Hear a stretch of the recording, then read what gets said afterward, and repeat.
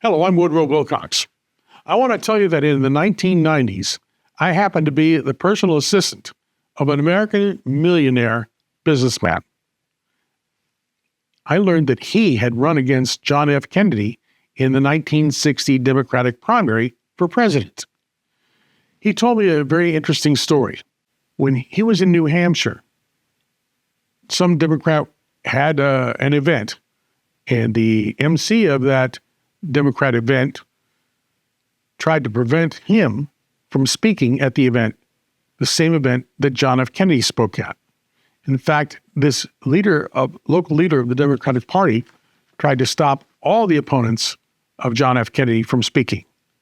But John F. Kennedy said, "No, I want all my opponents to speak." He stood for fairness in the Democratic primary. That was the unique thing about John F. Kennedy, the thing I admire.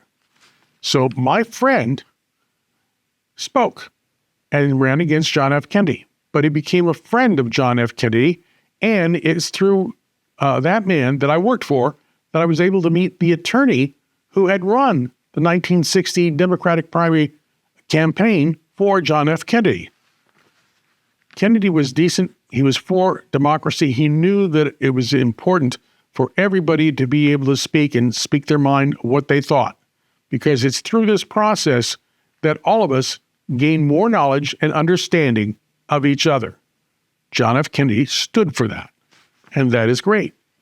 But the current leaders of the Democratic primary, of the Democratic Party, do not stand for that. They tried to block Robert F. Kennedy Jr. from running in the Democratic primary against Joe Biden.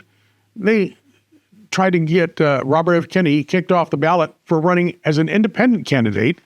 Not only that, but the current leaders of the Democratic Party tried to stop Trump from running for president by keeping him off the ballot in several states. They also tried to silence Tulsi Gabbard, a former Democratic congressman from Hawaii, when she was on Laura Ingram's TV show, and she made a comment that criticized both President Joe Biden and also Kamala Harris. The next day, the former congresswoman was put on the domestic terrorist watch list. These people don't stand for the same things that John F. Kennedy stood for. That's my point. The leaders of the Democratic Party right now don't stand for the same things that John F. Kennedy stood for. I hope that you will oppose the new leaders of the Democratic Party because they are so undemocratic.